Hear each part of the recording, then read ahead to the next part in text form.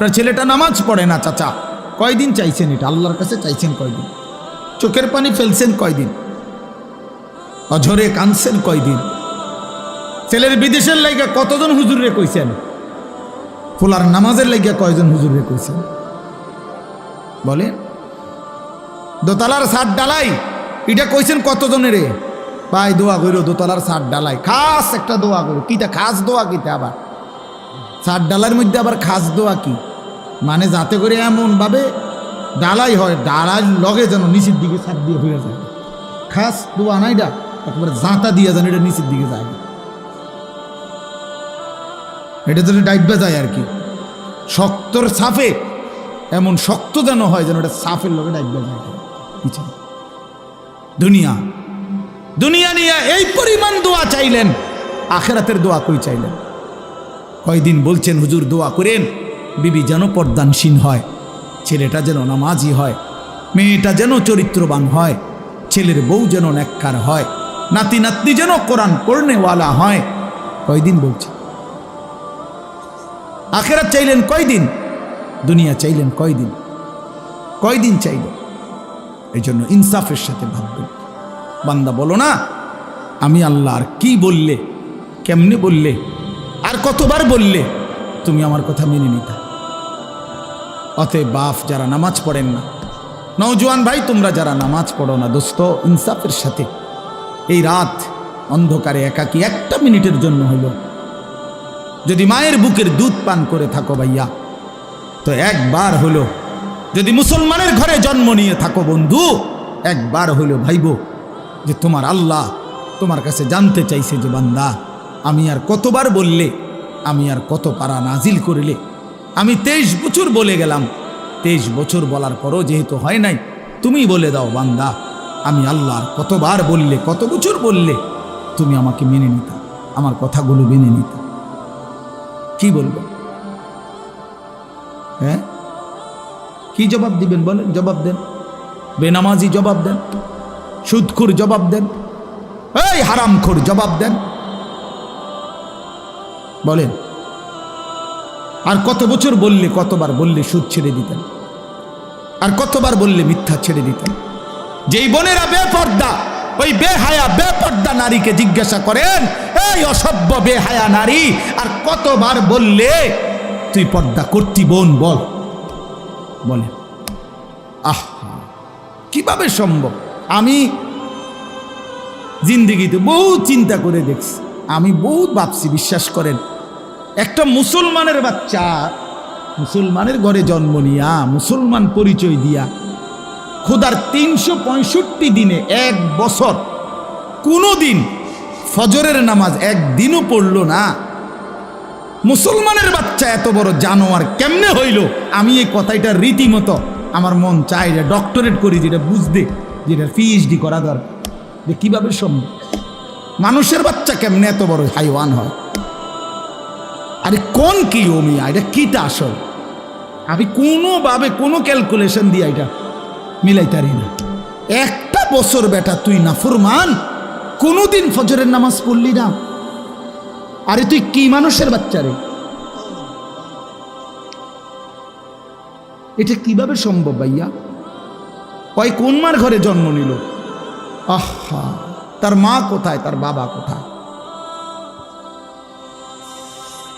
কিভাবে সম্ভব? ওই মা কেমনে মেনে নিল, ওই বাবা কেমনে মেনে নিল? 16 বছর 18 বছর আপন ঘরে, মা বাবার ঘরে ঘুমায় সন্তান, কোনো দিন ফজরের নামাজ পড়ে না। মায়ের চোখেও এক ফোঁটা পানি নাই, বাবার চোখেও এক ফোঁটা পানি নাই। আহা, মা বাপ কেমনে মেনে নিল? সন্তানে বা কেমনে মেনে নিল? এভাবে কেমনে আল্লাহকে ভুলে গেল? ইয়া আইয়ুহাল ইনসান মা গাররাকা বিরাব্বিকাল কারীম। রব্বুল আলামিন বলে, বান্দা হে মানুষ, আমার মতো দয়ালু মেহেরবান মনিব থেকে কে তোমাকে ধোঁকা দিল? কে দিল? এত বড় আসমান দিয়ে আমি আল্লাহ সাজাইলাম, এত বড় জমিন আমি আল্লাহ তোমার জন্য বিছিয়ে দিলাম, এত বড় কায়নাত আমি রব্বুল আলামিন বানাইলাম, বিনিময়ে আমি বুঝি একটা সেজদা পাইলাম না। কেমনে পারলা বান্দা? মা গাররাকা বিরব্বিকাল কারীম।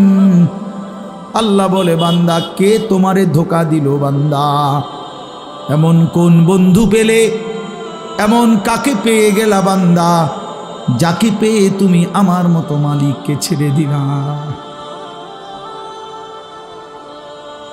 7 আসমান দিয়ে 7 জমিন দিয়ে 24 ঘন্টা নিঃশ্বাস দিলাম, চোখ নাক কান দেহ অঙ্গ প্রত্যঙ্গ সচল রাখলাম।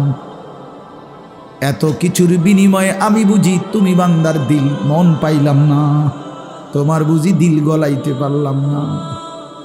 আহ হায় হায়, 1 মিনিট ভাই, কোনো এক বেনামাজি কেউ যদি এখানে থাকো ভাই, 1 মিনিট ভাই, আজকেই ভাই, ঘুমাইবার আগেই ভাই,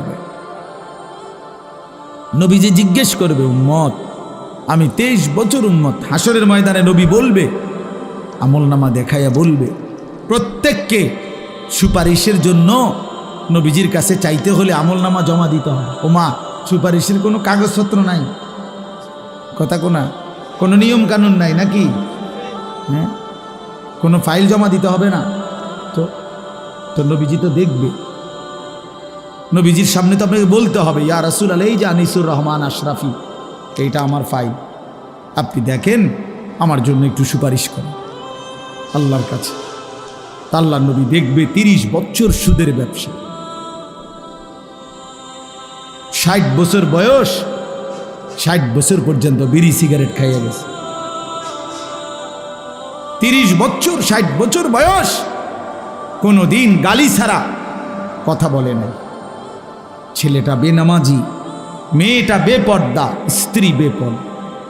মৃত্যু পর্যন্ত আমার উম্মতের ঘরে প্রতিদিন রঙিন টেলিভিশনে নাচ গান নর্তকীর ছবি চলছে। তার ছেলে মেয়ে নাতি নাতনি বসে নাচ গান নাটক সিনেমা দেখে গেছে। কোনো দিন গালি ছাড়া কথা বলে না, হালাল রোজগার বলতে কিছু নাই। ফজরের নামাজ 1000 পৃষ্ঠা উল্টাইও, ফজরের নামাজ বলতে কিছু নাই। আল্লাহর কসম, আমরা উর্দু কিতাবে পড়ছি, নবীজি চোখের পানি ফেলে দিবে, নবী কাঁদবে, আল্লাহর নবী কাঁদবে, বলবে, উম্মত আমি সেই নবী যে 23 বছর তোদের জন্য কেঁদেছিলাম, আমি সেই নবী যে পেটে ক্ষুধার কষ্টে 2টা পাথর বাঁধছিলাম, আমি সেই নবী তায়েফের রক্তে যে সমস্ত শরীর রক্তাক্ত করেছিলাম, উহুদের দান শহীদ করা রক্ত নিয়ে ময়দানে পড়েছিলাম বেহুশ হয়ে। আমার এত রক্ত, আমার এত চোখের পানি, আমার এত ক্ষুধার কষ্টের বিনিময়ে উম্মত এই আমলনামা, তুমি আমার এত বড় বেইজ্জতি কেমনে করলে? আমি কেমনে আমার আল্লাহর সামনে এটা দেখাবো যে আয় মাওলা, এটা শ্রেষ্ঠ নবীর শ্রেষ্ঠ উম্মতের আমলনামা? বলো, কোনো বাপ যদি 8 বছর ছেলেটাকে ইউনিভার্সিটিতে পড়ায়, তো গরিব বাপ তার ছেলেটাকে মনে করেন ভিটা মাটি বসত সব বেচ্চা, নিজে না খাইয়া ছেলেটার 1 লাখ লাখ টাকা পড়ালেখার খরচ দিছে। 8 বছর পরে 6 বছর পরে বাপ রেজাল্ট সার্টিফিকেট দেখতেছে যে ফেল। ওই বাপ কি পরিমাণ কাঁদবে? ওই বাপ কি পরিমাণ কাঁদবে? ওই বাপ বলবে না যে বাপ, আমি তোরে মানুষ করার জন্য, তোর পড়ালেখার খরচ দেওয়ার জন্য ভিটাটা বেচা ফেলছি, মাটিটা বিক্রি করে ফেলছি, আমি জীবনে কোনো সুখের নাগাল পাই নাই। এই বছরও ভাই, এই গত হজ্জেও এক জিদ্দা থাকে এক প্রবাসী ভাই, আমি তো হজ উমরার সফরে গেলে প্রবাসীদের রুমে রুমে যাই, কইতে হুজুর আমি আজ 32 বছর সৌদি আরব জিদ্দায় পড়ে আছি, কেউ 18 বছর, কেউ 16 বছর। জীবনের এই সুখের সময়টা যারা কাটাইছে বিদেশের জমিনে, যৌবনের পুরাটা টাইম শেষ করে দিছে বাপ, বিনিময়ে সেই বাপ যখন দেখে তার ছেলেটা ফেল, তখন সে বলবে, বাপ তুই আমার এটা কি দেখাইলি, তুই আমার এতগুলো টাকা, তুই আমার এত বড় বেইজ্জতি কেমনে করলি বাপ, এটা বলবে না? তো নবী সাল্লাল্লাহু আলাইহি সাল্লামও বলবে, খোদার কসম নবীজিও বলবে, আল্লাহর কসম নবীও বলবে যে উম্মত তুমি আমার এত বড় বেইজ্জতি কেমনে করলে। এই জন্য দয়া করে আমি অনুরোধ করছি প্রত্যেকে মেহেরবানি করে একটু জমে কাছাকাছি হয়ে বসলে আপনি বরকত পাবেন। ফাঁকা জায়গা পূরণ করে বসে কথাটা গুরুত্ব দিয়ে শুনেন। আপনি যদি মনে করেন যে একজন আলেমের এই কথাটাই শুনলেন না, তো তা আপনি যে সামনে কি শুনবেন এটা তো বুঝাই যায়, কথা বুঝছেন না। তাইলে প্রথম কথাই যেহেতু পাত্তা দিলেন না, তো পরের কথা আর কি শুনবেন, তার তো বুঝাই যায়, ডগ দেখেই তো বোঝা যায় যে কি হবে সব। এই জন্য দয়া করে জমে বসলে ভালো।